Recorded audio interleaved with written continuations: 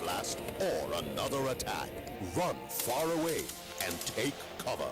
Make sure you are safe first.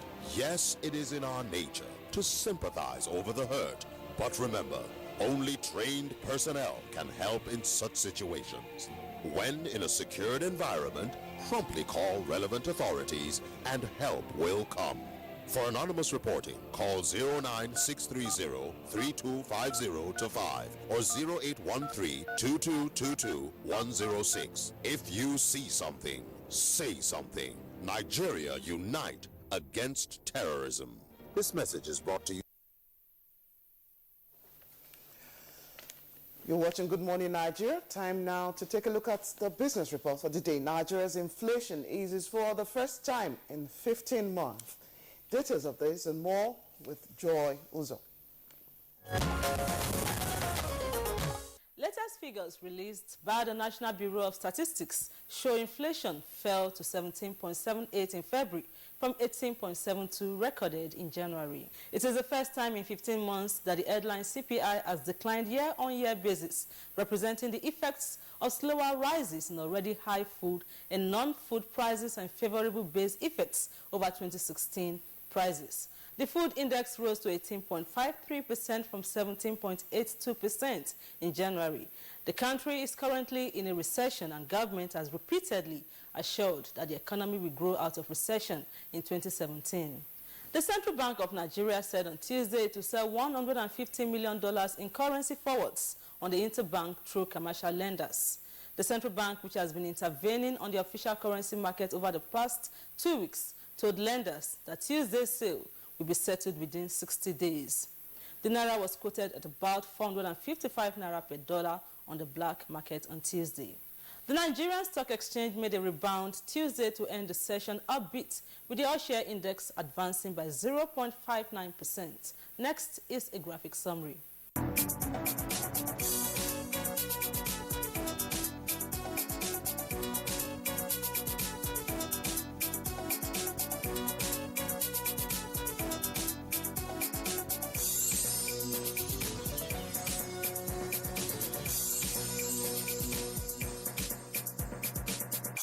The automobile industry has been identified as a key component of the Nigerian Industrial Development Plan, projected to enhance growth in the sector to about 13% from 7%.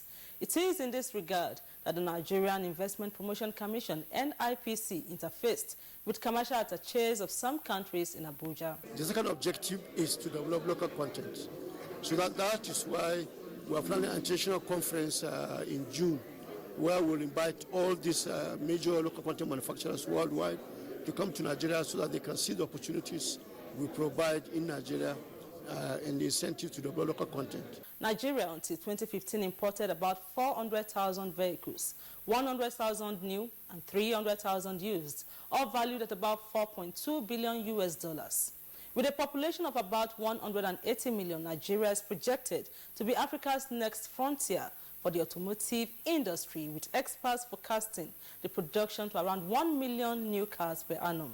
The essence of attracting more investment to that sector is that we all need cars. There is a deficit of about several millions of cars in Nigeria, and manufacturing the components in Nigeria will help create jobs for our youth. So it's a very critical thing that we need to do to ensure success. The interactive session had participants drawn from Nigeria, the US, Turkey, Brazil, Egypt, Mexico, Argentina, Switzerland, and South Africa. With business news, I am Joy Uzo.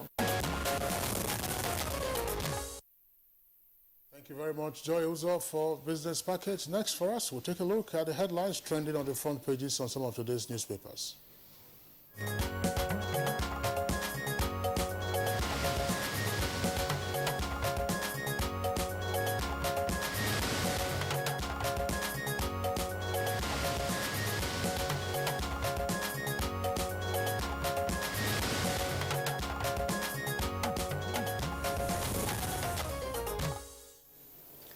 We'd like to welcome Bayato Ibi to the midweek edition of today's review. Good morning to you, Baya. Yes, half week is gone. Good morning. You looking forward to it? Good morning, Nigeria. Half of the week is not gone yet. It's just early morning. All right, Valia, a pleasure to have you join us for a review this morning. We have a number of papers. Let's begin by taking a look at the front page of the Daily Sun. Daily Sun has as its lead story, Customs CG, that's Comptroller General faces fire, visits Saraki, and has a rider. Senators turn down request for new date, insists Ali must appear in uniform. Now, there's an earpiece beside the nameplate says, Federal Government uncovers sabotage in Fatima KRA's AU election loss. Heads to roll. That's the rider. Details of the story on page 8. Now, also there on the front page of the Daily Sun, Wike depletes APC as more groups join Rivers PDP. And 4 children of same family drowned in Kebbi. That's on page 4. Boko Haram executes 3 men in new video. And troops liberate 455 hostages in Calabarga. Details of that on page 13. Senate screens Mago today. That's on page 9. And on page 3, don't drag me into Malabo oil deal. Obasanjo warns Adoke. Now, the second lead story on the front page of the Daily Sun, and I'm sure we have that story also on the front pages of other papers. 49 million naira cash found at Kaduna Airport, says EFCC, and money in 5 untagged bags. You can see the stacks of the mint notes there with an EFCC official backing the camera. And it's another one says, NNPC had to remit $15.8 billion to the federal government. That's according to Naiti, and details of that story on page 9. Listen. All right, Kingsley, I'll take off from the EFCC intercepting the cash at Kaduna Airport. That's a photograph you have on the front page of the Daily Trust. Right there on the front page of the Daily Trust. The cash intercepted by the EFCC at Kaduna International Airport yesterday. Of course, you have inset there as well the other bags of the said cash. Just below that, you have this windows of report. Hamid Ali meets Saraki over Senate summon. Hamid Ali, of course, is the Comptroller General of Nigerian Customs. Page 3, we give you that story. Kwankwaso insists on probe of Ile-Ife clash. That story you find on page 4. Transmission Company of Nigeria, the distribution companies reject 8,500 megawatts from Kenji and Jeba. That's coming from the operator. All the details you find on page 13. But leading for the Daily Trust, just above the photograph, you have the story looking at ex-permanent secretary, director in trouble over AU seat loss. That story starts right there and continues on page 5. 7 Boko Haram commanders remanded in Kuje prison. You find the details on page 7. Quickly now to the authority. 1 or 2 of the stories are already indicated on the front page of the Daily Trust. We have just above the nameplate. Police can't guarantee Nigeria free polls. This is coming from the governor of Rivers State, some Wiki. That story is on page 4. Still on page 4, you find the story captured this way this time, aspect of a custom meeting with Senate President. Custom boss sneaks into Saraki's office, seeks soft landing. And sports story on page 47, CAF elections, federal government dumps Pinnick, declares support for Hayatu. And leading for the authority this morning is the story of the EFCC again. The EFCC traces 500 million naira Paris Club refund to governor's accounts. The rider intercepts 49 million naira at Kaduna Airport. Bye. Well, the lesson to learn from this is that public duty must be conducted with mutual respect. If not, at the end of the day, somebody will suffer losing face. At the end of the day, both the Comptroller General of the Customs and the National Assembly are all serving the interests of the public. Meanwhile, President Muhammad Buhari hosted Dr. Bukola Saraki and Speaker Yakubu Dogara yesterday.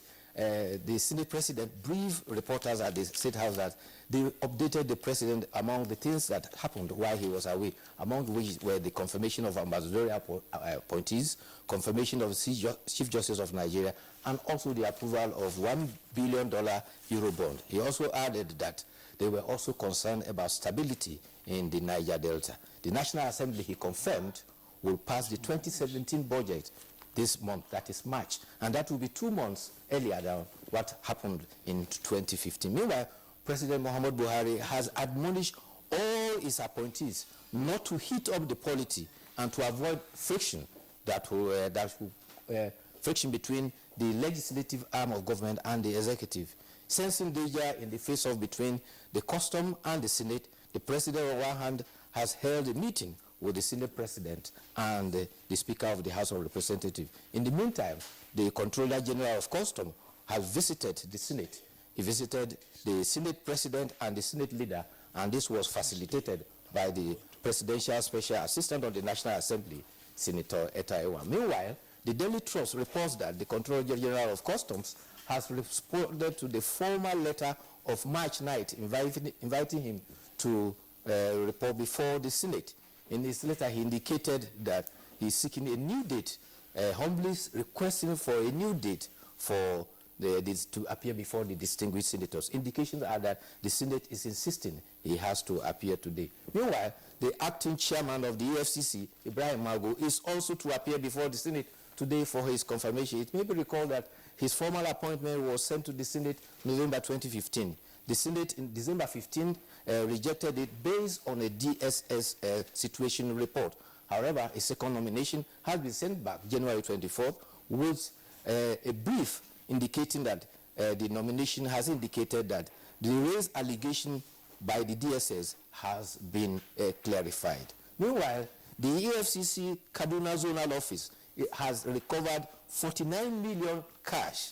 These were stuck in what they describe as 5 large 150 kilogram sack.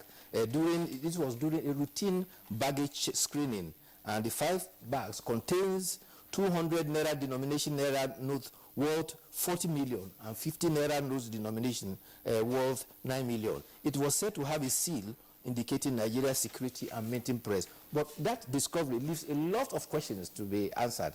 Who is the owner? Where was it from? Where was it going to? All these questions are not answered by the report. Certainly, I'm sure that in the coming days we'll get to know more details about the mint currency notes that were surfaced at the airport. Obviously, somebody must have dropped off the bags. And I'm sure there are also CCTV cameras that could also have picked that up. At what point were the bags picked up? Was that a check-in or while on the carousel going to the cargo hold? Who cleared it? There are tags normally attached to any baggage. The other story that Blessing read out by, probably just escaped your notice, yes. The CAF presidency. Yeah. It looks like Nigeria is said to be throwing its weight behind Issa Hayatou of Cameroon. Is Issa Hayatou a live president, potentially, of CAF? I mean, he's been there for as long as anybody can remember. I think he came in there in 1985. Absolutely. And he's been there. Almost becoming like Yao Havelang was almost becoming for FIFA before Sepp Blatter came in, and Sepp Blatter became another long-term president. There should be changes. Otherwise, you have a Mugabe on our hands in soccer administration. Wow. Anyhow, Bayo, let's return to the front page of other newspapers. Let's take a look now at This Day newspaper. This day is next for us to take a look at. Once we have that uploaded on the screen, we'll start taking the headlines right away. NDDC boss orders immediate payment of commissions scholarships. And then voter registration and PVC distribution begins in April for 2019 polls. Voter registration, PVC distribution begins in April, that's next month, for 2019 polls. Now the lead story says presidency moves to avert face-off between Senate and Customs CG. Bayo already discussed that. Saraki, Hamid Ali meet behind closed doors. Car duty payment policy being reviewed, says NCS boss, that stands for the Nigeria Customs Service. And they also seek legal advice on wearing the uniform of his agency. Inflation rate falls for the first time in 15 months now, down to 17.78%. And Naira gains on parallel market on CBN injection of $195 million. Autumn orders Fulani headsmen out of Benue communities. That's on page 11.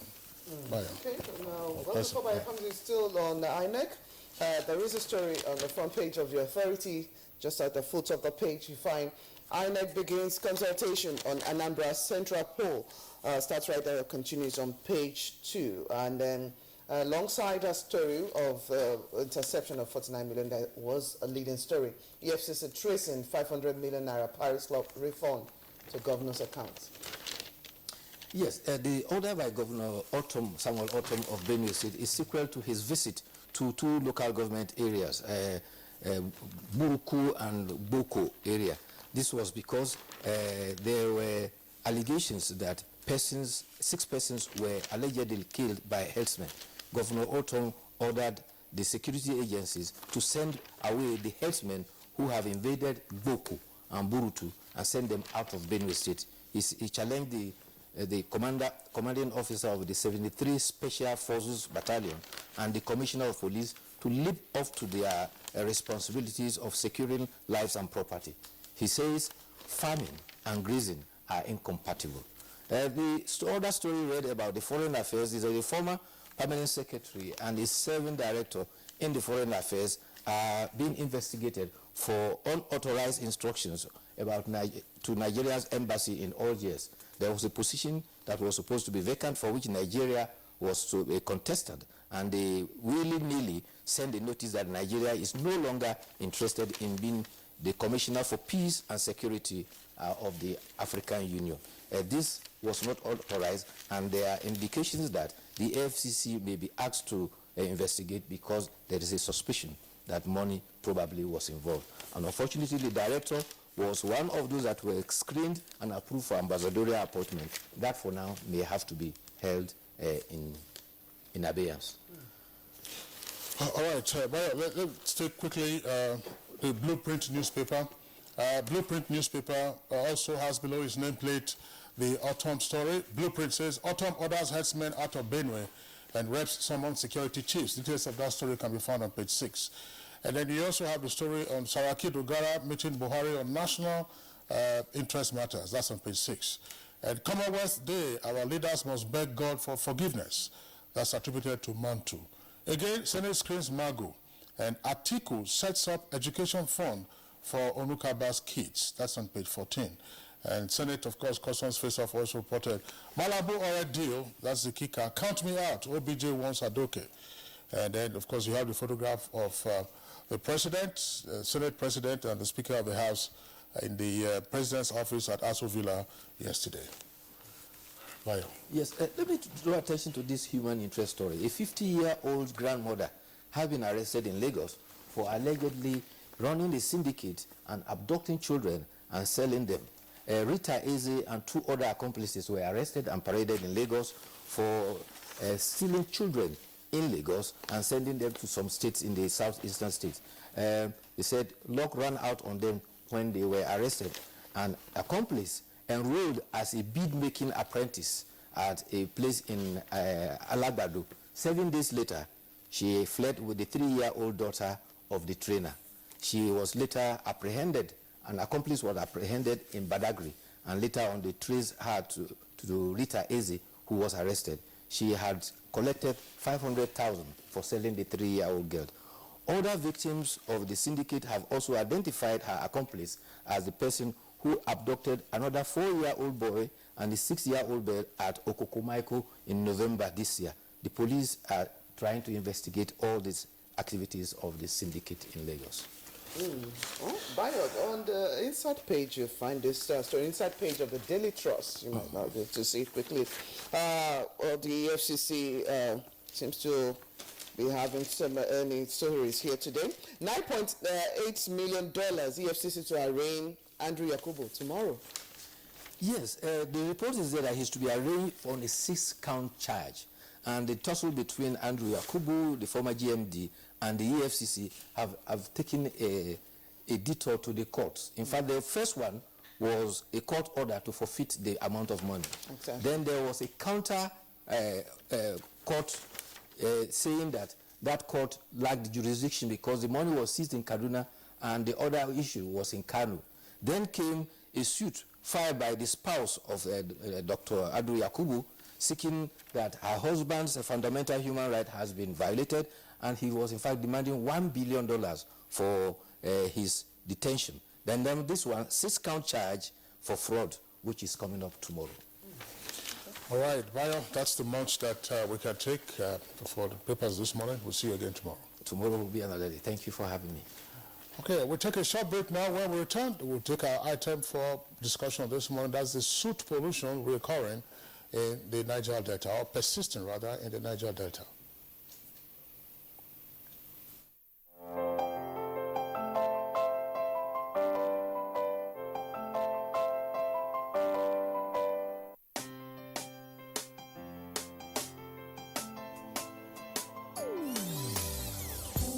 Hear the call of change.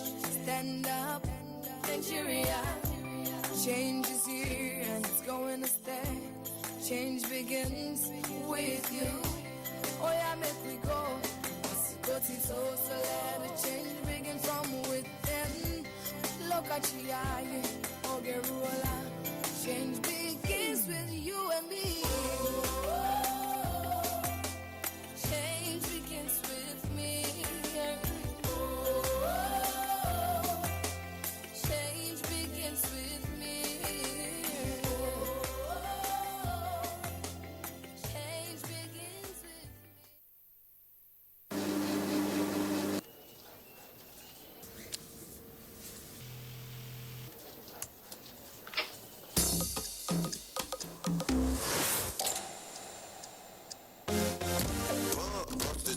Pump it up while your feet are stomping and the gym is pumping. Look at the crowd is jumping. Pop your drum and push up your hand. You know, say me fans them plenty like sun. Jump up and dance, make them understand. To me and a check could never be contraband. No matter what life throws at me, I can handle it constantly. All of my fans them invited. DJ, make my day. Make my day. Make my day. Make my day. NTA Properties Investment Company Limited, a subsidiary of the Nigerian Television Authority, specializes in creating comfort in all areas of life, such as real estate investments, that is, land, houses, and office spaces, mass leasing, savings and loan scheme, household items and car loans, and so much more. Other information and entertainment services include Property in Style, a TV program that airs on the network service of the NTA, and also Property Connect, a nationwide magazine.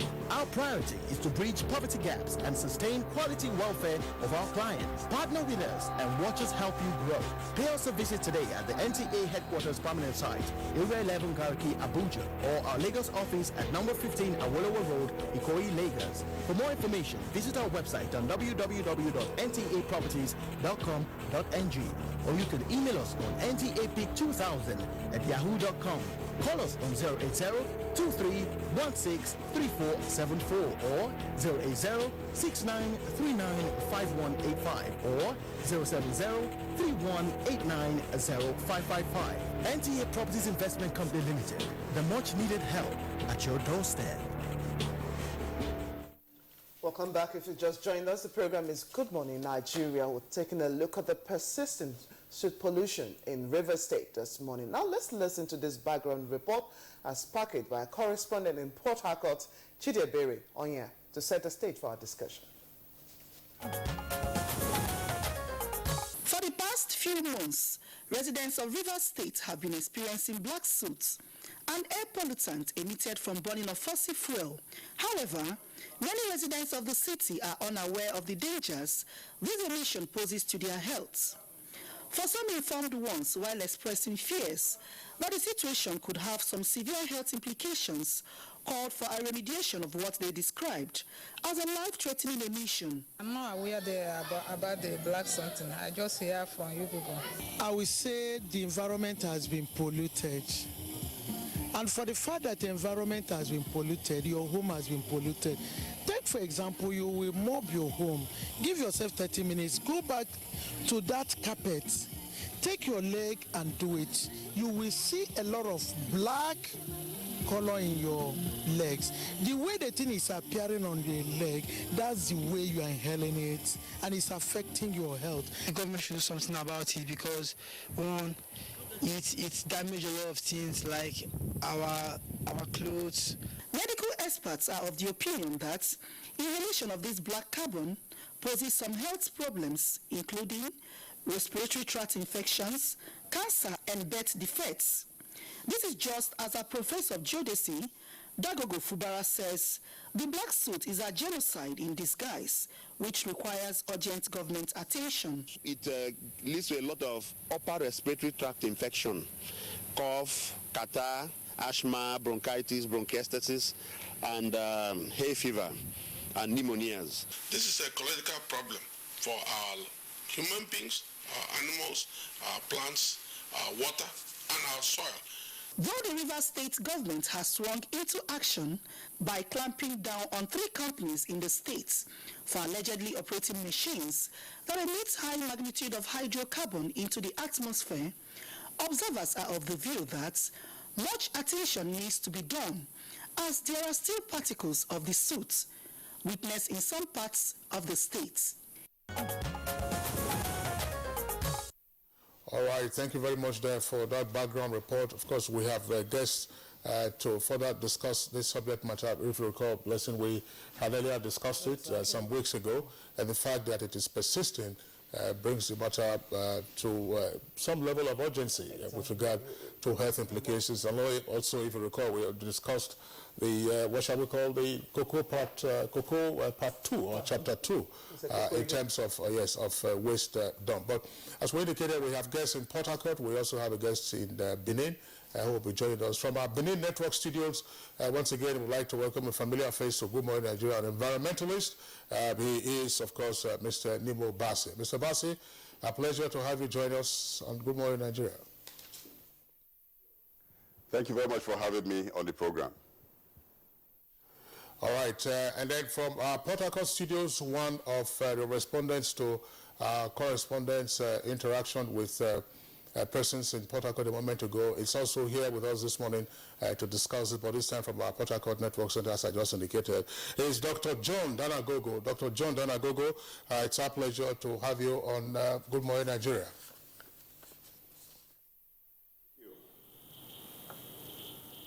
Seated beside him there is Professor Benjamin Unduku. Professor Unduku is the Vice Chairman of the Special Technical Committee on the Soot Pollution in Rivers. Professor Unduku, a pleasure to have you join us on the program. Thank you very much and have a great day. Thank you very much. All right, but we're still having you, so until we finish with you, we won't say our goodbyes to you just here. But let's begin with you, Professor Unduku, as the Vice Chair of the Special Technical Committee on the Soot Pollution in Rivers. What are the findings so far of your committee? The preliminary investigations available to us is that first, the soot is black, meaning that its background is carbon. Soot is generally the amorphous form of carbon. In other words, it's a free reactive carbon. So that is the first thing we must all appreciate. And such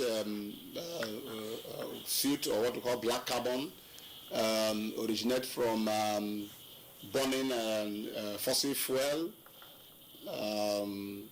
like most hydrocarbon, burning wood, domestic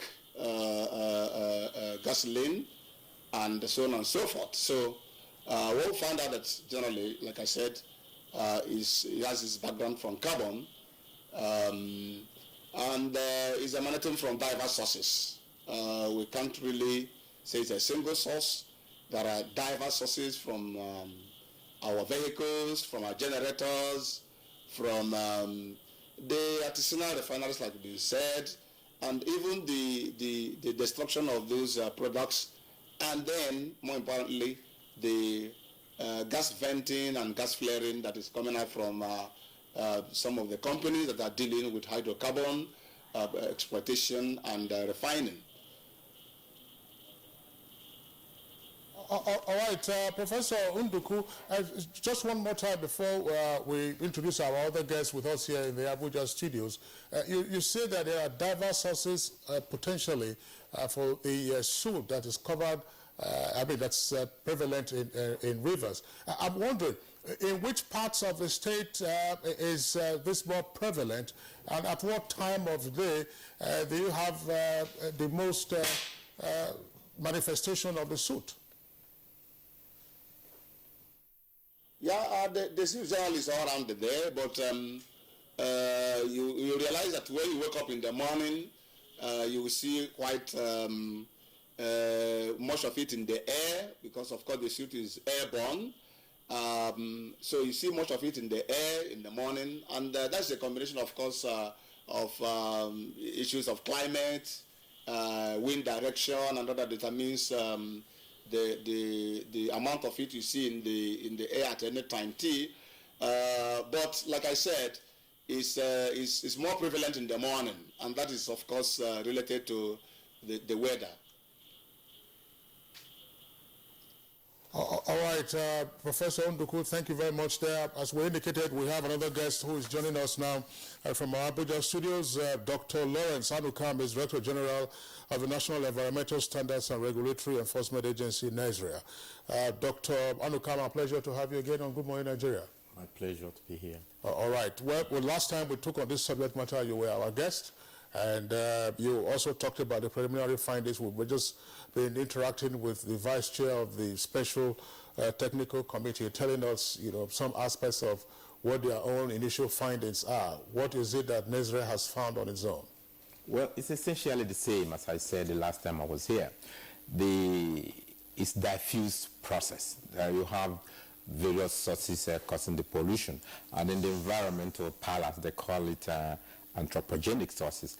You have from the burning of hydrocarbons, you have from vegetation, waste, and all that stuff, including asphalt, use of asphalt processing. But the key thing really is this prevalence over this period. We've had this over the years. I mean, petroleum processing in the riverine area. But why do we have a lot of this soot? This is the problem. We have, as we said earlier, made a lot of communication to the press, working closely with the state government and other stakeholders in the River State area, pleading that if you have any source from your neighborhood where you notice unusual high burning of hydrocarbons or vegetation, report to the sources. We've had a special case with an asphalt processing plant, and evidence is clear that a lot is coming from that plant, and that plant has been closed down, sanctioned properly, and the case is already in court. But beside that, I think we should be thinking seriously. There's a lot of correlation of what is going on right now in River State to do with the artisanal mining in terms of illegal refinery activities, either the destruction of the refinery or the illegal activities going on there. And as the gentleman just said, if you see that this is a lot prevalent in the morning hours, then you start thinking that a lot of these illegal activities are going on in the night, and the weather is not helping the matter. But my take is that it is a collective responsibility, both for the government and for the all stakeholders to they have their hands on, to play a key role to see how we can address this menace. All right, Dr. Anukam, thank you very much and welcome to the program once again. Well, earlier on, Kingsley introduced Mr. Nemo Bassi in the Benin studio. He's the Director of Health of Mother Earth Foundation. Now, Mr. Bassi, yes, thank you very much once again. Let's have an overview of what greatest concern should be for us as a people, especially in River State, as regards environment, health, as well as other areas that people are actually not looking into concerning these suits in River State. Thank you very much. Please permit me to take us back to another location in Nigeria where soot has been prevalent for many years now, and that is the Ekpan community in Warri, close to, this is a community where you have the Warri petrochemicals located.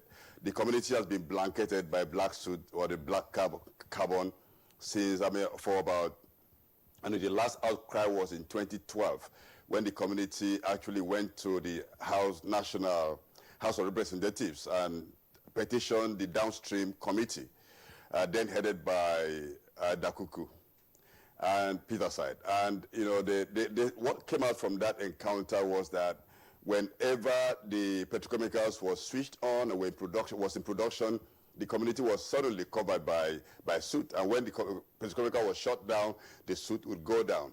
So I would like us to consider the fact that the petrochemicals, the refineries in Port Harcourt, could also be a prime contributors to the problem that we're having.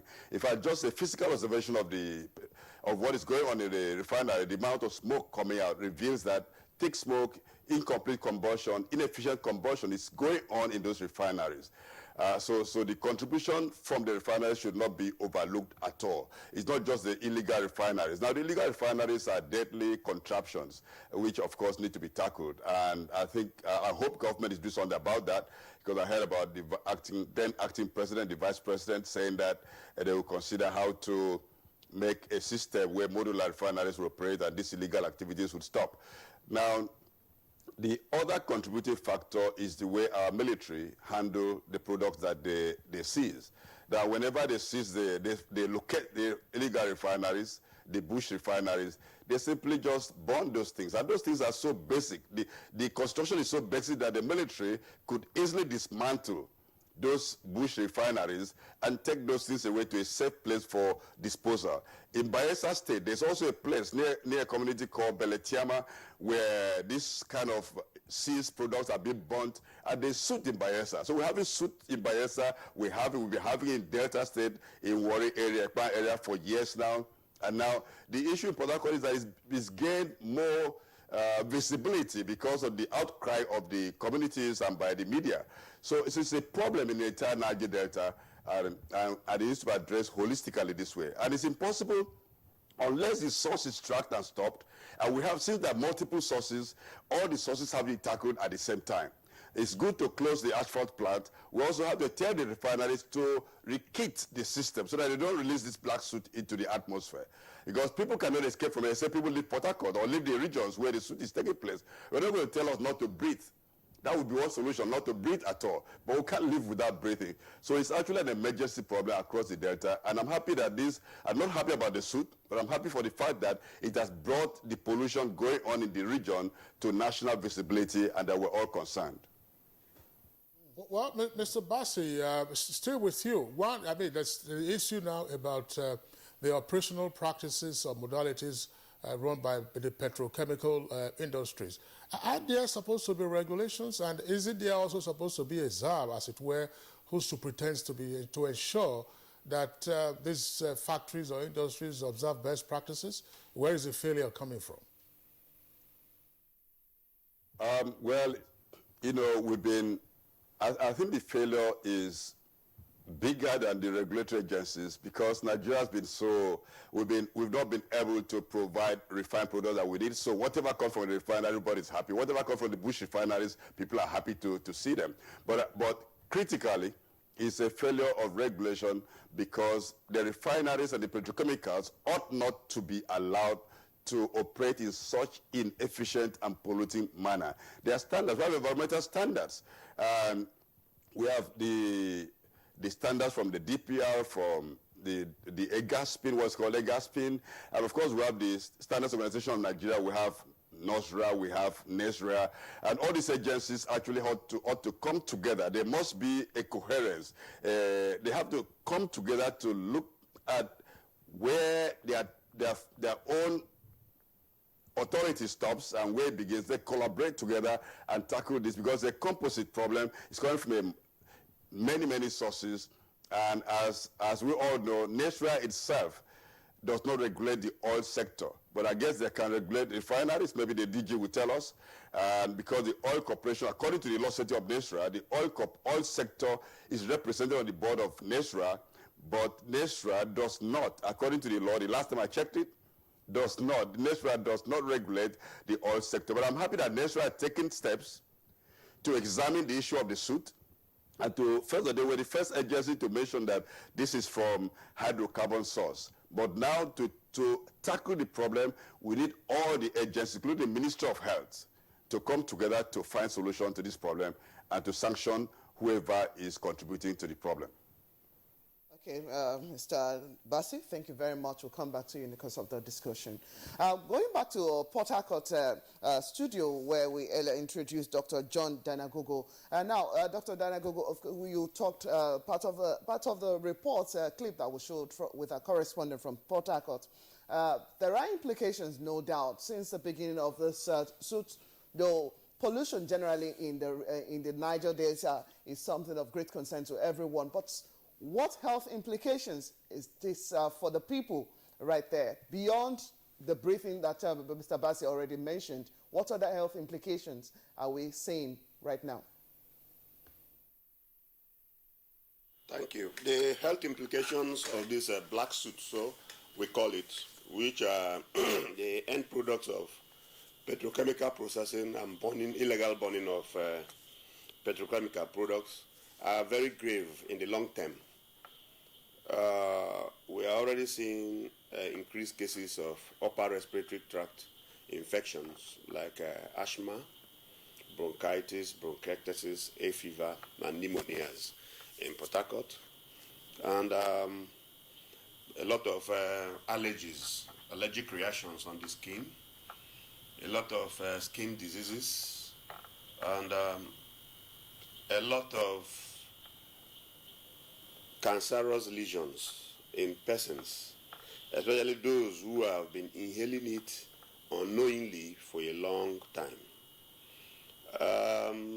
We are happy that the government has set up a task force so that this thing will be reduced. But we need to make sure it is highly reduced. If not, the health implication is very grave. So, Danagogo, while staying with you, what do we know about the persons who are mostly affected by some of the manifestations you just indicated? Are they children? Are they adults? Are they men or women? It's mostly children because they are still building up their immune system. And then generally, even the older people, the elderly persons, also more affected. But we are seeing increased incidences of this kind of cases. And we know it is from this black soot. There was one common experiment we asked people to do. Take a white handkerchief and use it to clean inside of your nostrils, and you find out that it will be very, very black, the area that is inserted in your nostril. It shows that the quantity of the carbon monoxide related soot we are inhaling is higher than it should be. In fact, somebody said more than 10 times the UN and WHO accepted limits. So you can see the kind of deleterious effect it will have on our lungs, which is the major organ of the upper respiratory tract infection, of the upper respiratory tract rather. And now these things might percolate into the bloodstream and now lead to the destruction of other organs, because the oxygen and whatever you take from the respiratory tract goes to the circulatory system, then to the heart, and other organs like the kidney and the liver. So you can see, and these petrochemical toxic byproducts are very, very lethal and cancerous. So we are, looking for all the ways that we can put the pressure on the federal government to make sure that this black soot is highly reduced. If not, I know in the next 5 years we will have an increased incidence of these cases I have mentioned: upper respiratory tract infection, cancers, skin diseases, and allergies. Thank you. Dr. Daniel, just one more. Let's push it further. While we're still applying the pressure on the government to actually take a look at what to do to contain that in the environment, what other measures are you prescribing for the patients you have seen and will be patients on the long run to actually protect themselves from actually having further damage to their airwaves and other respiratory means? Yes, environmentally, for now, it is difficult, except for the governmental action. But we advise patients to increase their intake of fruits and vegetables, to increase the level of antioxidants they take into their system, and that they should take plenty of water so that the water can dilute and flush out these toxic substances in the body. And then people should avoid highly polluted environments. Like if you see a high level of fumes and soot in an area, you should avoid going to that area regularly. You should avoid it. And for those who can afford it, who stay in enclosed spaces, they should avoid going to areas where you see these soot depositing on your car or wherever, like people who can afford air conditioning and those who can make sure that they build a lot of plants, reforestation, because they have a way of counteracting the effect of these carbon-related substances. And also, whenever you have upper respiratory tract or allergic or any ailment you can't explain, you should please quickly go and see your doctor. And quickly treat. And people should take a lot of vitamins, especially the ACE vitamins that have a lot of antioxidants and that can at least help to boost their immunity against the related diseases I have mentioned. Just before we bring in Professor Ondukwe again into the conversation, what precaution is there with regard to what precautionary advantage is it for milk intake? It used to be the case that persons who work in engine rooms, say in press halls, were often given doses of milk so as to counteract the impact of the inhalation of ink. What's your comment on this? I know you are not prescribing on air. Let me say that while we are still exploring all the options, this suit consists of several degrees of particles. There are particles ranging from 0.1 micron to those ones above 10 microns. The particular soot particles that are of danger are the ones that are actually below 3 microns, because they are the ones that can easily find their way right into the bloodstream. The ones that are about 10 microns are the ones that the natural systems that have been organized by nature in our respiratory tract are able to handle. So most times they are arrested by the hairs and all that in the system, then they form a mucus, and then you can easily sneeze them out and blow them out. So those ones do not pose as much danger. Now, but the whole idea is if we are able to build our immunity, if we are able to build some form of resistance inside of us, okay, we'll be able to contain some of the reactions that could be emanating from this. Now, again, the idea is that if your blood is able is enriched, you have a way of acting as a shock absorber. Now, you realize that those whose immunities are low tend to come down with certain adverse conditions faster than those that have a stronger immunity. Okay, so I think the whole idea is build immunity, and as much as possible, reduce your level and degree of exposure.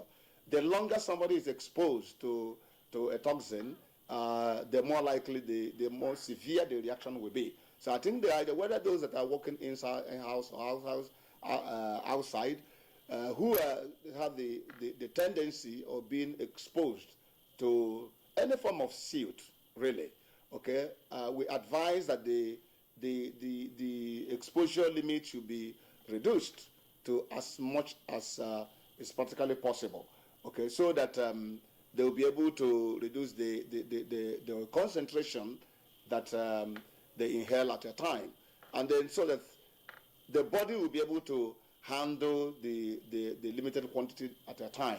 Because again, nature has built in us, each one of us, certain capabilities to deal with these issues. But when they build up to above a certain threshold, then we come down with severe symptoms. Well, thank you. But let me just repeat the question I posed earlier, namely, of what use is increased milk intake in counteracting the effect of the soot? Well, that looks unfounded as a matter of fact. Milk intake, milk is fundamentally protein, and then it's a dairy product. So I'm not sure there is any medical, of course my colleague might say, I'm not sure there is any medical correlation between milk intake. And those are some of the things that oftentimes, I'm sure I've heard people who say mix milk with egg, mix milk to malt and take and this, but those are not things that have strong scientific evidence. Okay, so I'm not sure that that fact can resolve this issue.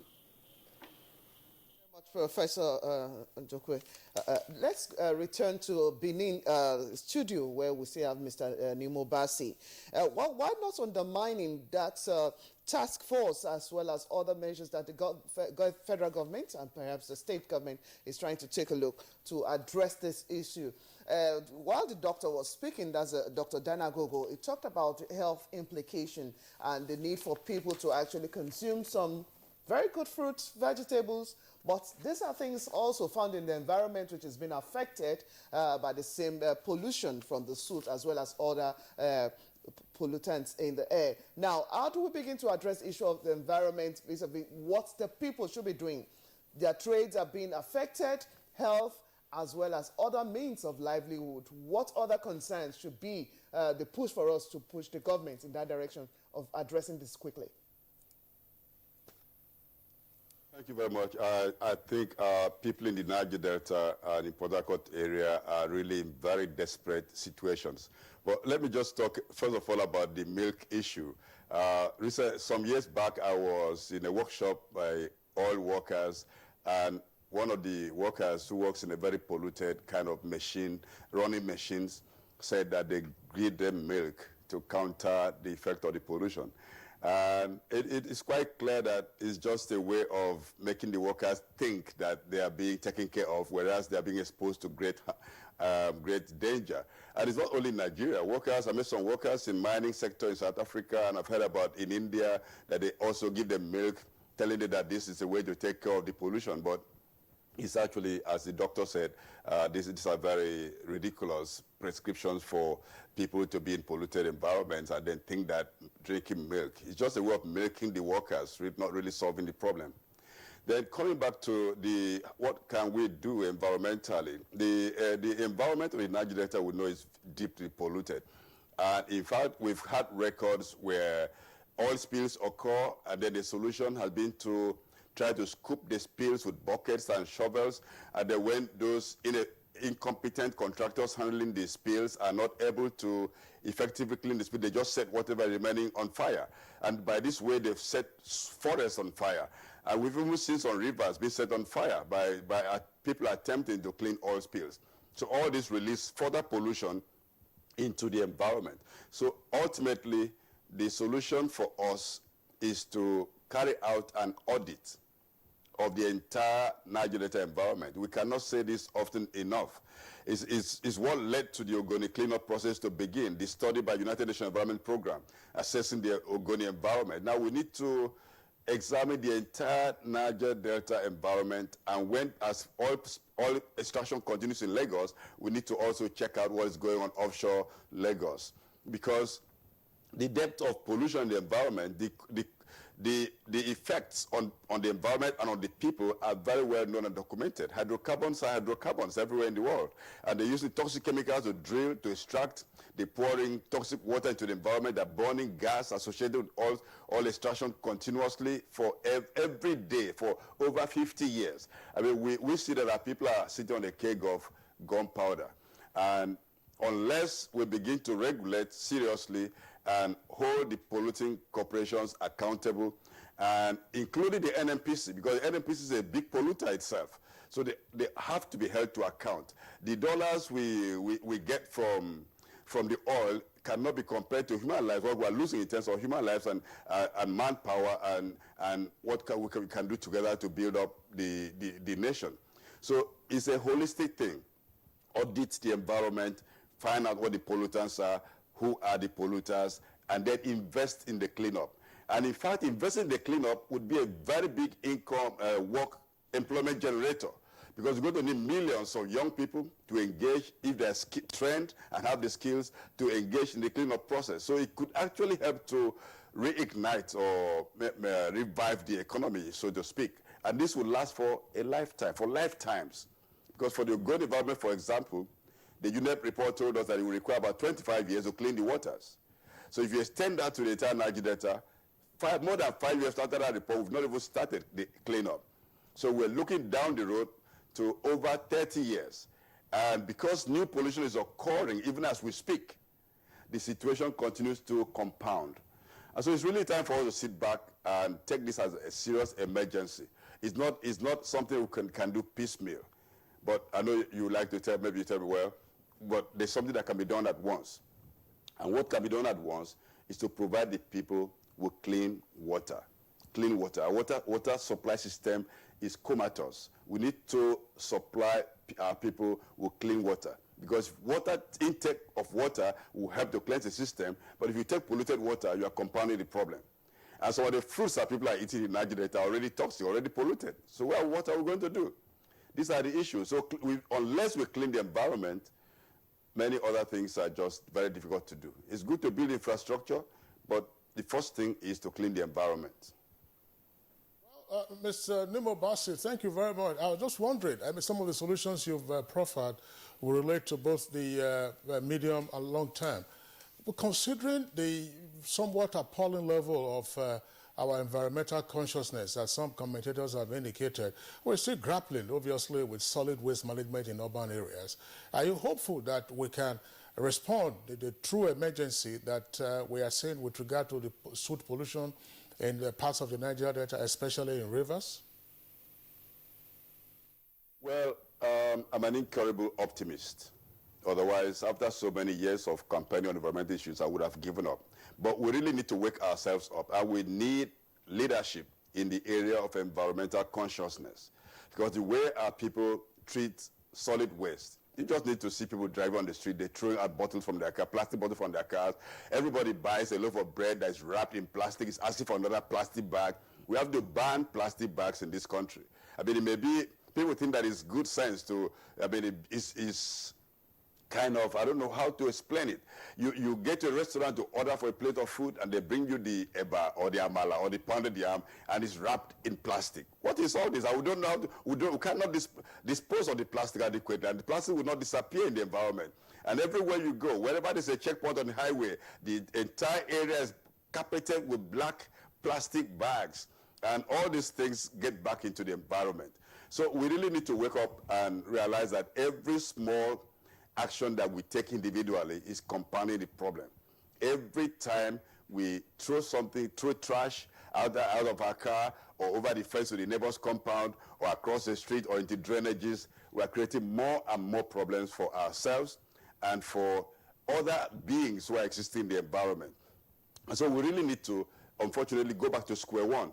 It's a time for us to begin again. And that's why I'm excited about young people in Lagos. I think they're very active in campaigning on the issues of recycling, getting people to use more durable goods and not just throwing things away, but getting this recycled into usable products. So we need to extend this.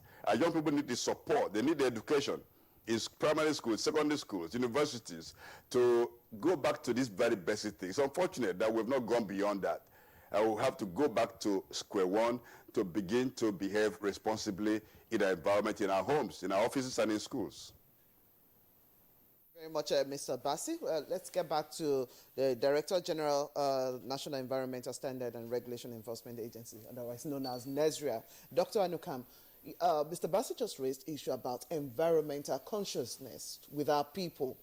These are areas that NESRIA is supposed to be pushing, or has been pushing now. With the check on what is happening in River State as regards the suits, what else are you doing from time to time to actually draw these environmental issues in the minds of the people of the area to actually address that which is confronting them? Well, thank you very much. Excuse me. I totally agree with Mr. Bassi. The issue of attitudinal change. In our culture, people behave differently relating how they feel about the environment.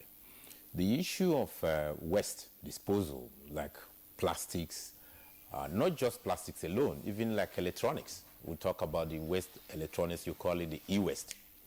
There's a program we've initiated called Extended Producer Responsibility, EPR. It's a program where the manufacturer of a product has a responsibility for the entire life cycle of that product. What does that mean? If I produce a PET bottle, like the plastic bottle, I have a responsibility to make sure that at the end of that life cycle of that product, I can also be responsible in terms of the recycling. If we do this, if this program comes fully on board, every producer, every manufacturer, every big importer will have a responsibility to key in terms of recycling that product or waste product. By doing that, we're going to do a lot to reduce the plastics we have or the other waste we have. It's also to do with battery, what do you call it, the tires.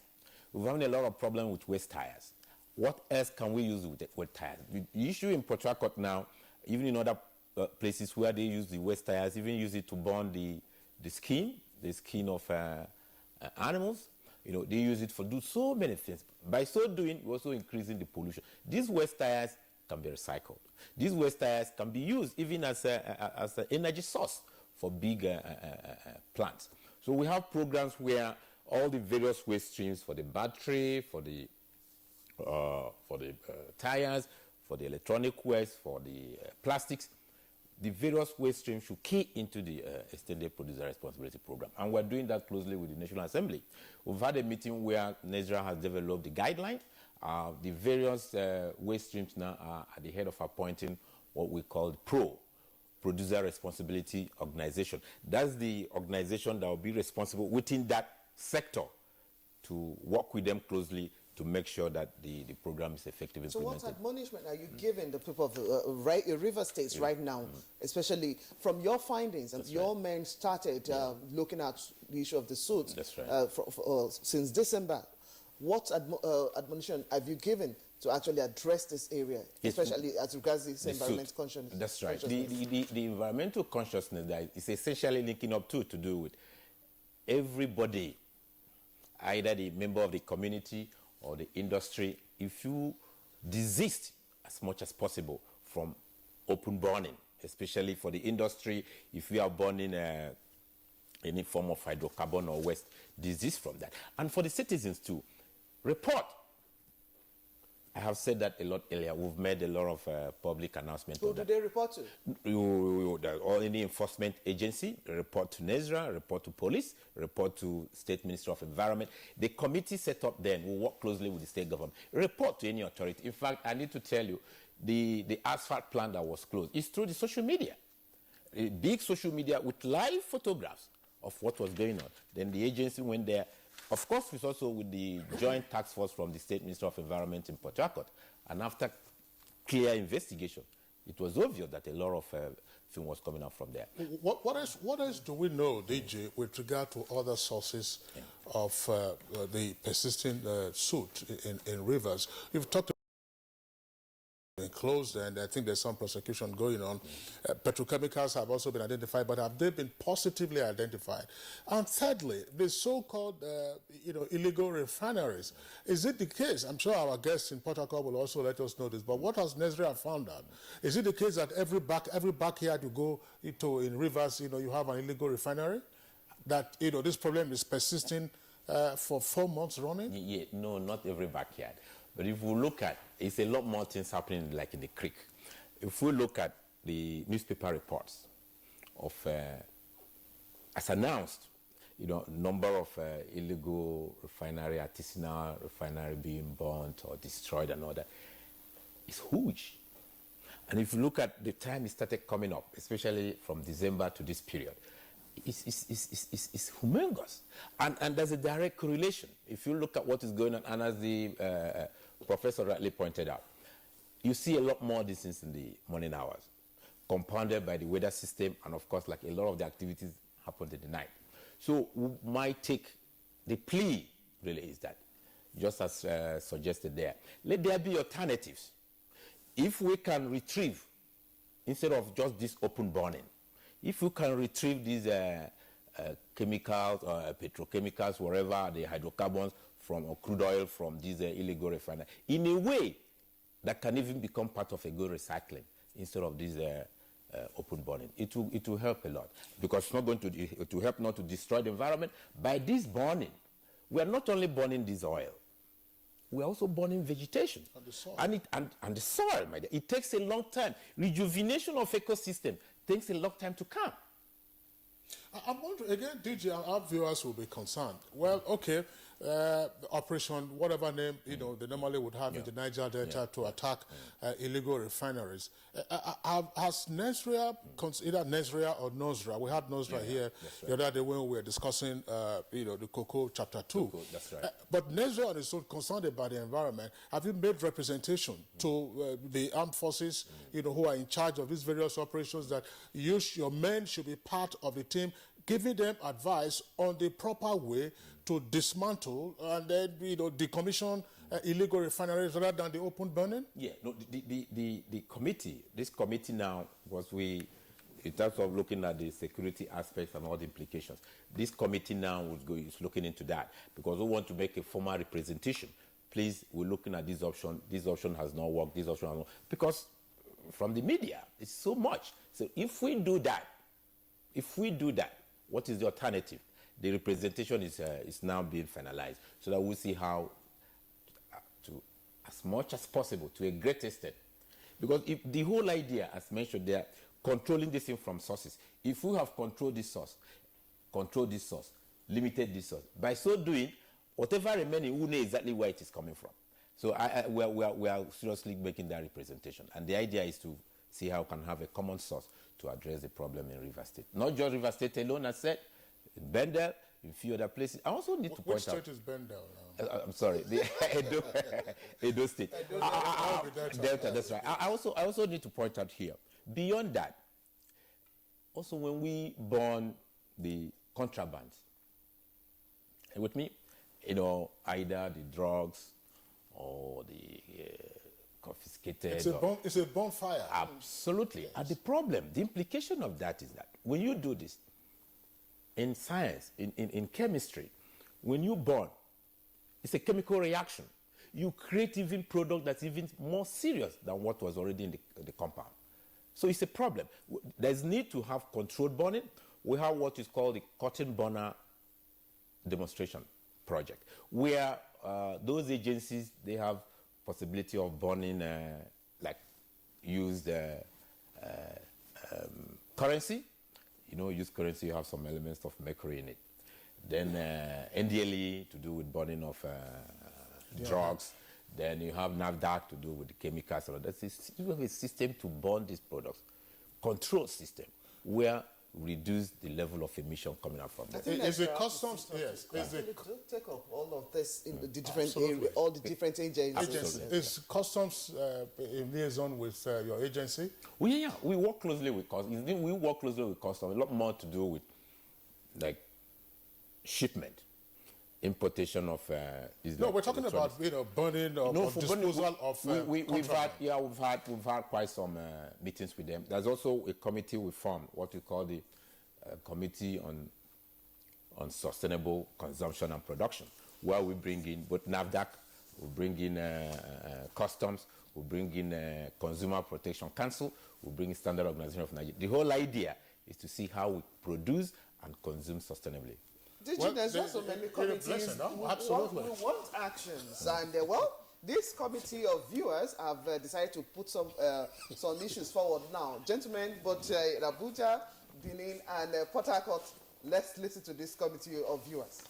Now, from Oluwashino Oyomi says, implication of those dumps are far-reaching. DG Nezria.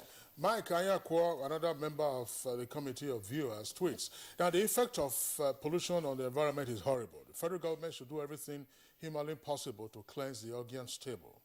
And from Muhammad Jamil Sadara, as a matter of urgency, masses should be made to be aware of various pollutants militating against their well-being in their environment. And then he has another tweet, that's Sadara now. It says, the suit impacts human health, affects visibility, harms the ecosystem, reduces agricultural productivity, and exacerbates global warming. Well, it continues. The federal government must enact suits regulation for stakeholders by way of pursuing a strong emission standard within the time frame for curbing the menace.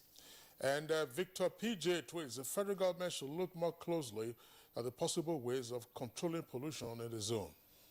From Innocent Yawal, James said the persistent suits ravaging River State is beyond a particular source. What are the findings from extracts? I'm sure you've heard. And then from Ferdinand, says, my take on this subject is for all the stakeholders, illegal refineries, host communities, and security agencies, etc., to come together, like your guest said, to find solutions to this problem. The Ministry of Petroleum Resources should also speed up the modular refinery process. From Festus Akimboyewa, time for federal government and RSG, that's the River State government, to wake up and declare emergency against suits to protect the lives of the people of River State from premature death. And then we have this also from Festus Akimboyewa. It says government should give out free masks and encourage people of rivers to avoid outdoor activities until the problem of the suit is addressed. Well, this is from Femi Ogurumbi, and he says, good morning, Kingsley. Is it possible to have visual footages of this suit? It is difficult for Nigerians outside Niger Delta environs to appreciate the magnitude of this problem. This is from Femi Ogurumbi. All right. Well, Femi, we had visuals of that in our background report. You could see the surfaces, open surfaces, cleaned up by some white handkerchief or some Kleenex or tissue paper showing black, top of your car. And as the doctor in Port Harcourt also indicated, the simplest test for individuals will be for you to take a white handkerchief and then try to clean out your nostrils. Now you can see the visuals again, that's black. You see that surface there? That's a ceramic surface. We can see that it's black. And then, of course, that's the evidence of the pollution. But that other last respondent that was saying that she wasn't aware of what was going on. Perhaps if she had a white and not a black handkerchief and then she cleaned her nostrils, she might have seen some black soot. And by the way, Blessing, when we first discussed the subject matter, I recall our guest on that occasion speaking from Port Harcourt said one of the traditional rulers indicated that, look, the black soot was very common.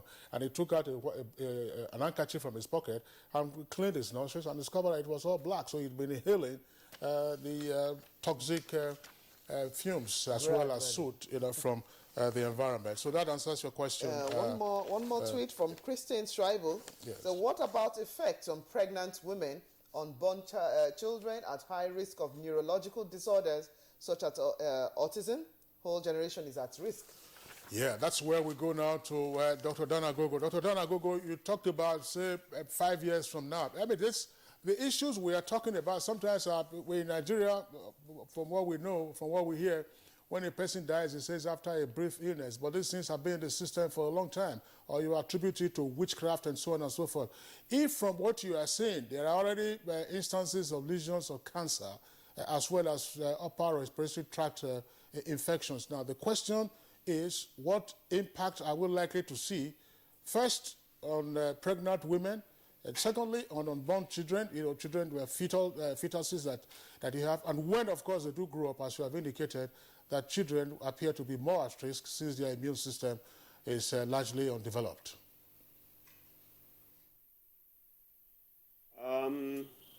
The pregnant women will have more abnormalities with their fetus, more abnormalities in the babies they deliver. They will have a lot of miscarriages, and also will have a lot of diseases associated with a pregnancy getting worse and common. But basically, we also have neonatal cancers and congenital cancers, that is cancers that you see in newborn babies. Because basically, this soot is one of the leader petrochemical end product. It is cancerous, it affects the respiratory tract, and then it will increase morbidity and mortality, even in pregnant women, unborn babies, and newborn babies, and the general population. Thank you. Thank you, Dr. Donagogo. Professor Unduku, let's get your take on this in terms of, the impact on the public health implication of what we are seeing. I mean, it's elsewhere in the world, when a thing of this nature occurs, there's actually either a lockdown or immediate evacuation of persons in those neighborhoods. But it appears to be business as usual. What's your technical committee representing, as it were, to the government on this particular issue? What needs to be done quickly? Let me say that the technical committee, like I said, is a technical committee that is powered by the federal government, environment-related agencies. We're just trying to complement and synergize with the Rivers State government efforts so that we'll be able to deal with this emergency situation. That technical committee put up some type of measures that we have given to the larger, body. In that committee, we have represented the military and the law enforcement agents. We have, like I said, the other federal government environment-related agencies in the city. We meet at the office complex of Nasria here in the zone.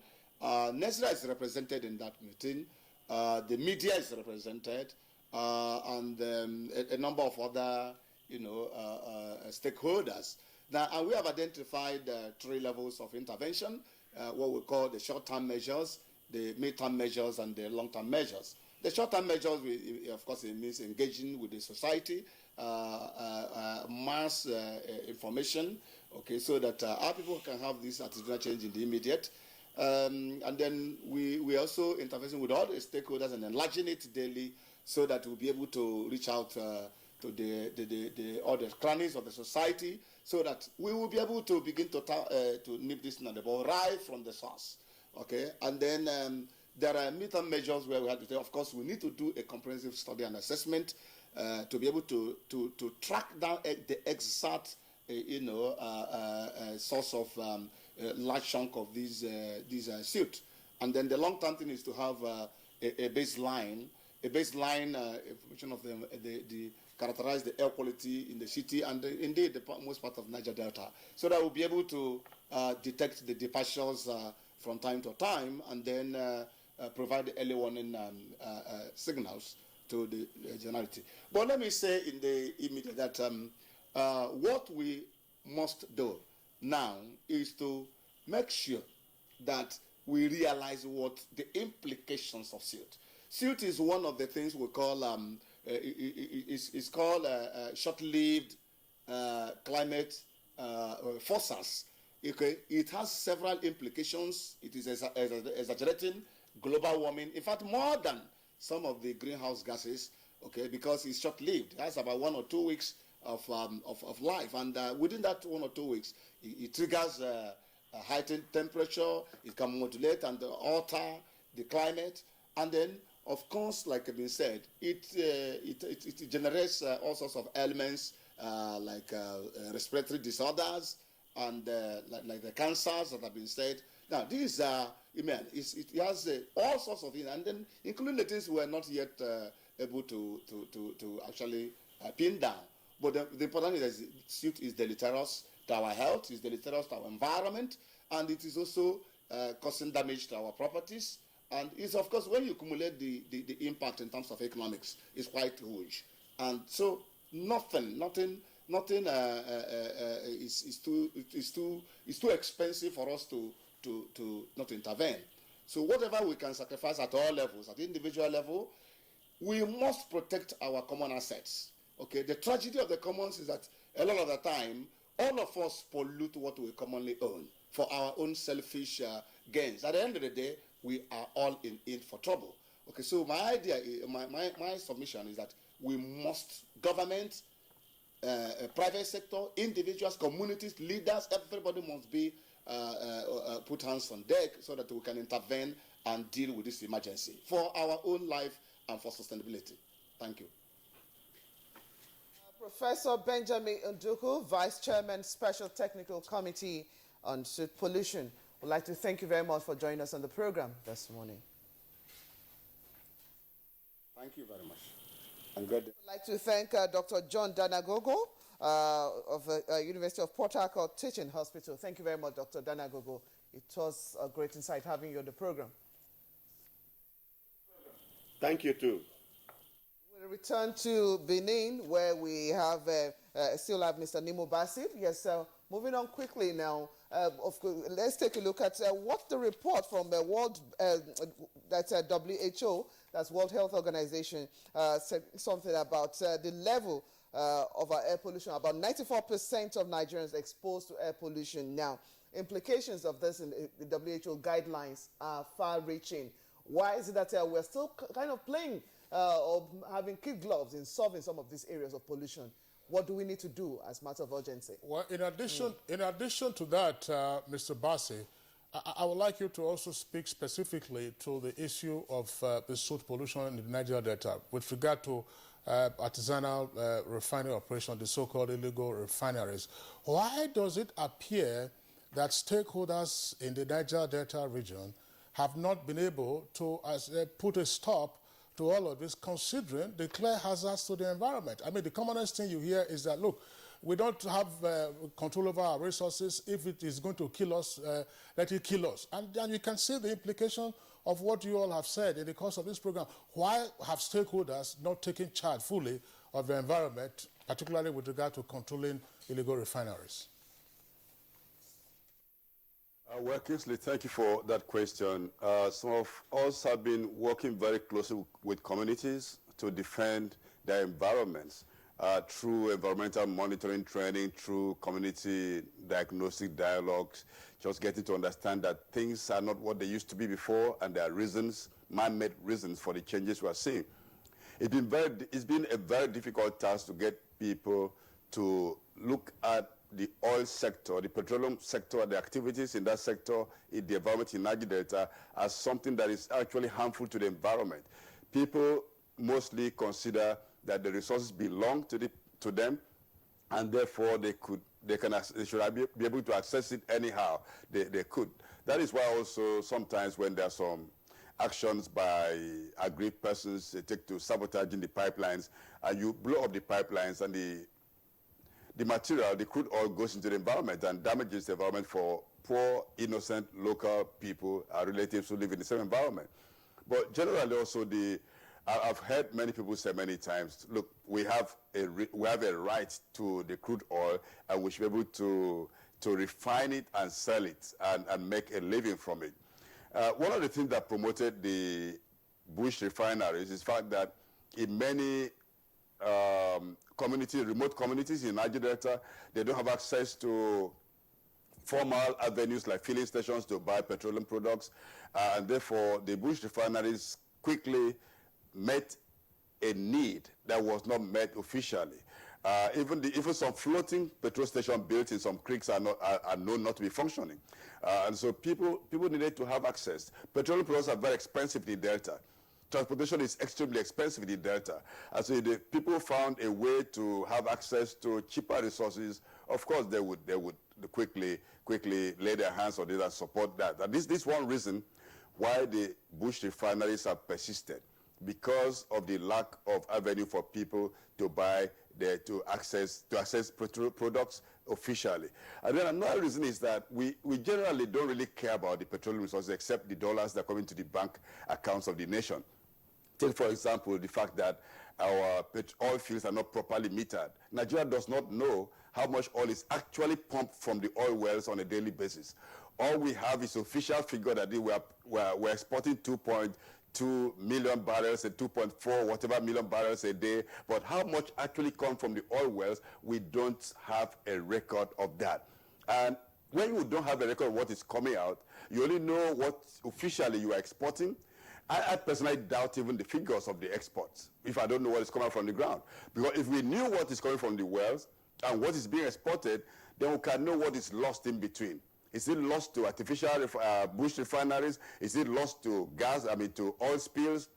Is it lost to oil theft? We don't have a way of estimating what is being lost. So we've only been having figures being thrown at us by officials and by the oil sector, and they're all guesstimates. I've heard in the past the Minister of Finance saying that as much as 400,000 barrels of crude oil are stolen on a daily basis. A member of the House of Reps, a speaker actually, some years back said that as much as is being officially produced, it's also being stolen. Some people have said 50% of the official production is being stolen. Now, this word, when you say it's stolen, to me it means also poured into the environment. So we are very concerned about keeping a certain level of exports, but we're not concerned about what is dumped into the environment.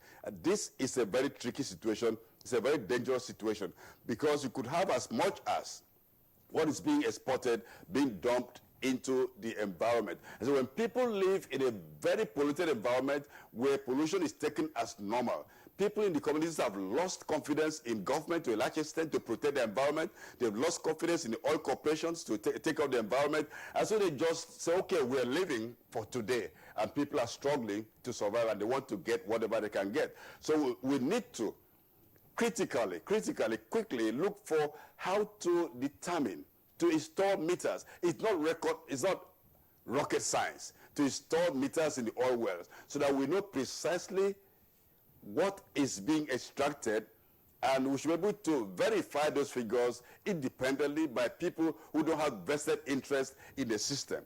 Well, as long as we don't do this, people just see, people drink polluted, they see visibly polluted water. I've seen people, they put a cup in the river, fetch the water in your presence and drink it, and they will tell you, we have no alternative. Now, when people get to that kind of desperate situation, it's very difficult to talk about protecting the environment. People are still building houses beside polluted streams. They're inhaling polluted air. There's some communities you go to in Ogoni, for example. If you spend 5 minutes there, you're going to have a headache because of the intensity of what you're inhaling. I went to a community called Goya. I met young boys swimming in a polluted river covered with crude oil. They were swimming, jumping, doing gymnastics there. And it took me over 30 minutes to get them out of the water. And then they all said they have to find a way to recreate, because this is the only way they can swim and relax. And they can't do it otherwise. So when you have that kind of desperate situation, I think it calls for us to know that unless something is done, things have already gotten out of hand. It's an emergency situation. Nimo Bassi, always a delight having you on Good Morning Nigeria. Thank you for being with us again today. You joined us from our Benin Network Center. We appreciate your insights. Thank you very much. I'd like to appreciate the Director General of NESRA, that's Dr. Lawrence Anukam. Dr. Anukam, It's our pleasure that you were with us today, and we hope that the various committees that you're having with the other agencies will actually kick in response to the tweets that we had. In particular, we don't have the time to deal with that now. The 2 million tires that Customs announced that it has seized, some weeks ago. We hope that those tires will be properly disposed of and they don't go somewhere to go and pollute the environment. And we have such in different parts of the country. Dr. Anukam, thank you for being with us. Thank you for having me. All right, so that does it for our discussion segment on the persistent soot in rivers and, of course, other parts of the Niger Delta. We move on now to another subject matter, but that will be after this break. Does it make common sense to you to be unhappy the morning right after the night you were happy? Did your elders teach you that wisdom is captured in these 3 sentences? Make money, spend money, have no money. How can you ask a man to spend 18 million on marrying you when I can use that same amount to marry an entire community? If we spend the money, 18 million, know that the man is a thief. What do you think?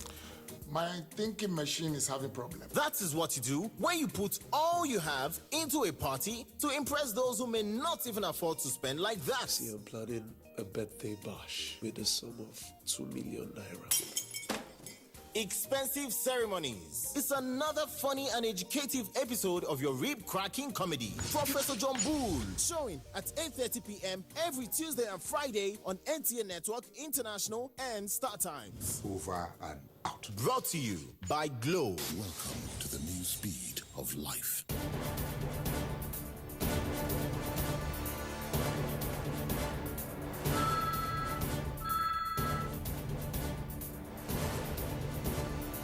Okay, sir.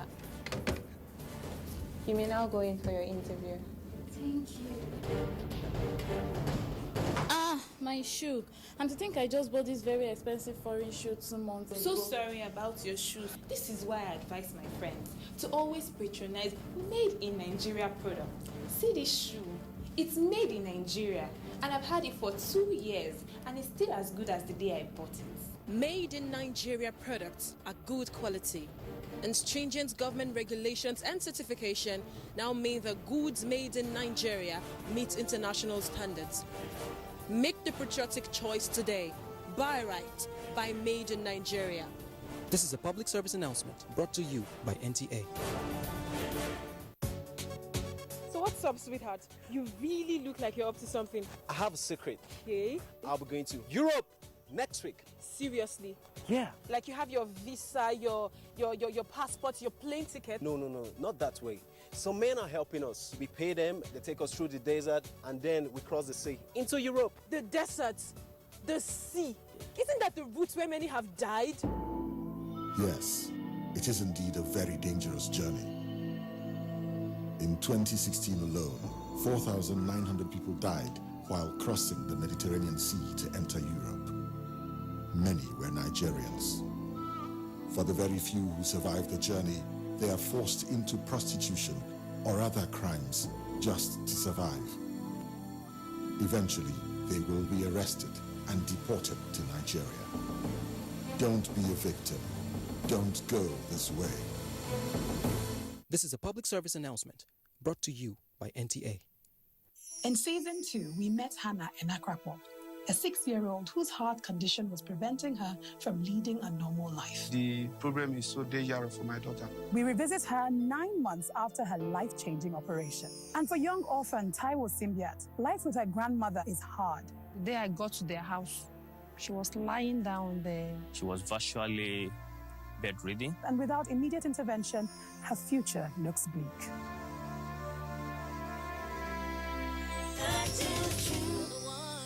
Touching lives.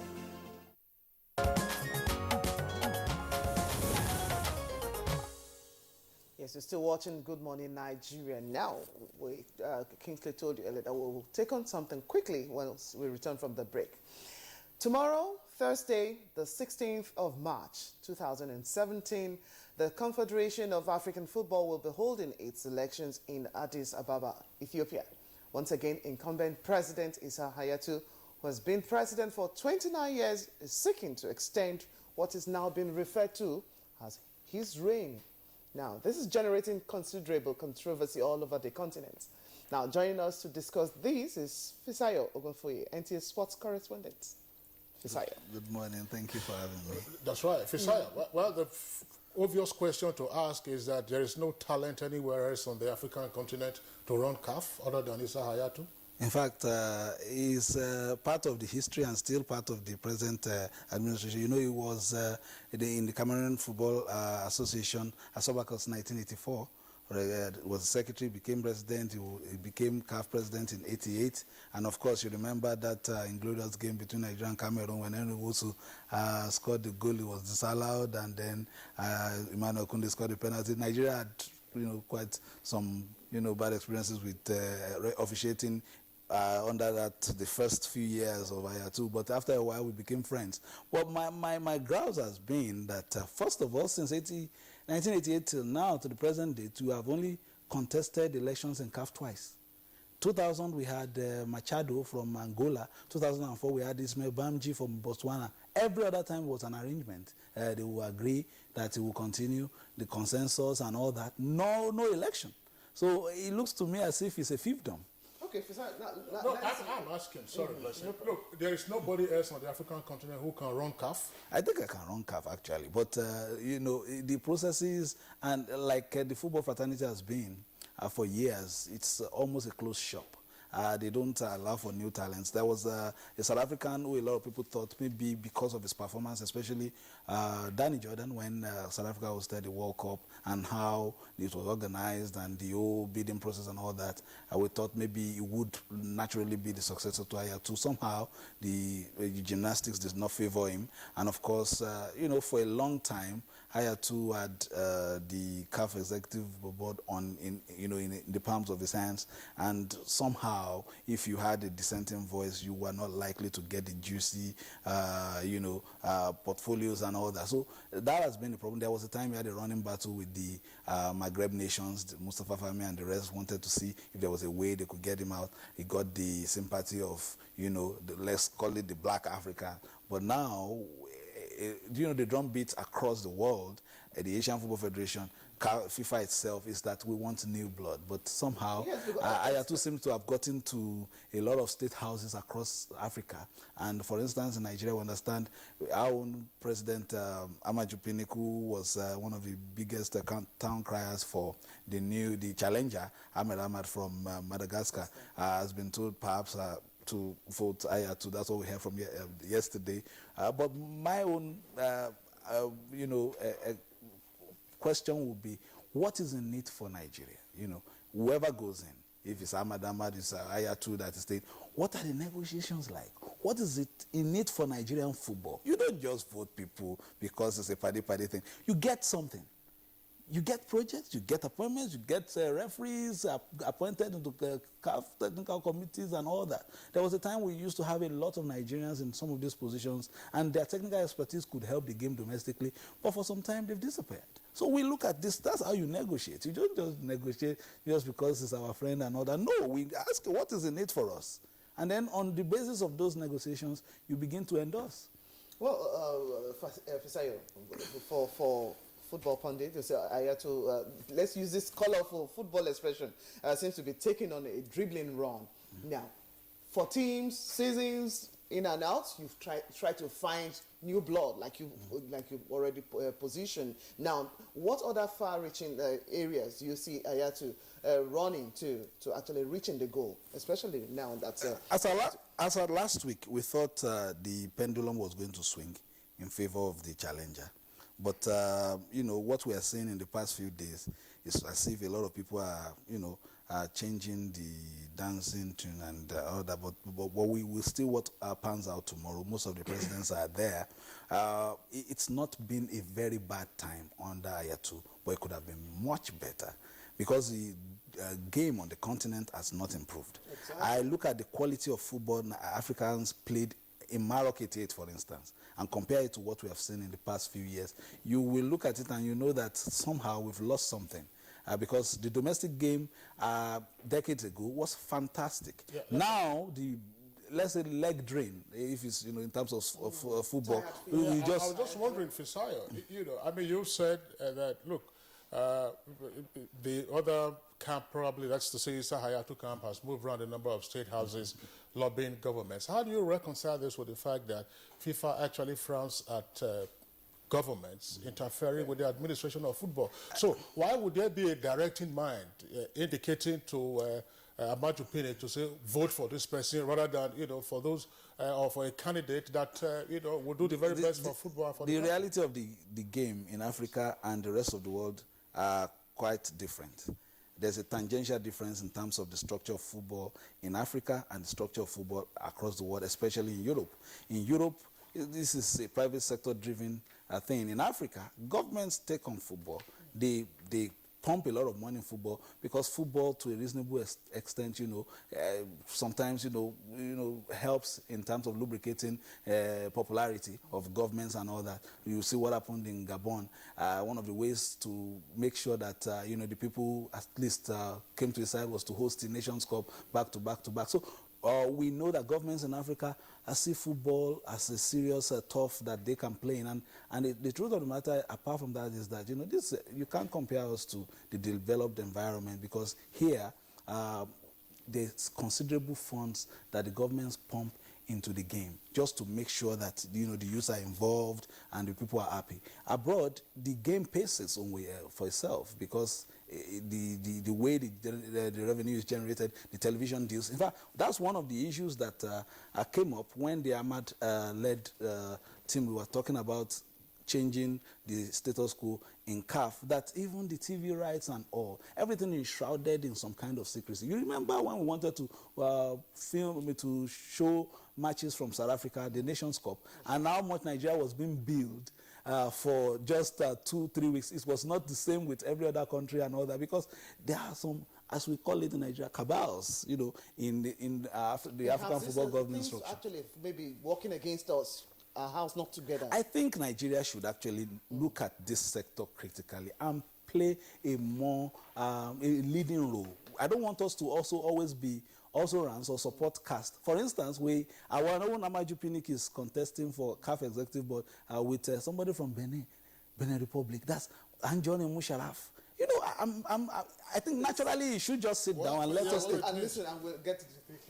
All right, well, we will see what the outcome will be and then what the future will be. Of course, you recall there was a time we discussed this subject matter of FIFA and CAF. We had Shegun Odegbami, and we had Adoke Abasemeka. We also had one of the former coaches of the Super Eagles joining us, Chief Onigbinde, joining us from Ibadan. They all expressed their opinions on football administration worldwide as well as on the African continent. Fisayo, go for you. Thank you for being with us on the program today. Thank you for having me. We see matters arising from the CAF elections. All right, now let's go over very quickly down to our weather center to check out the prospects for the rest of today. As the Nigerian Meteorological Agency unveils her 2017 seasonal rainfall prediction, I welcome you all to the weather forecast for Wednesday. I'm Sefia Hassan Yunusa. We expect sunny and dry conditions to prevail over the north down to the central cities. The southern cities have chances of cloudy to partly cloudy conditions, with possibility of localized thunderstorms over the coastal region, places like Port Harcourt, Calabar, and Yenagoa, later in the afternoon-evening period. As for temperature details across the major cities, please stand by.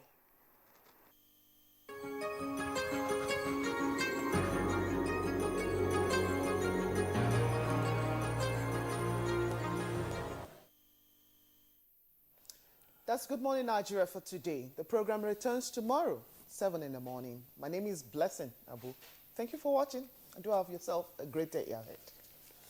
All right, thank you too for being with us today. I'm Kingsley Osadola. Enjoy the rest of your day.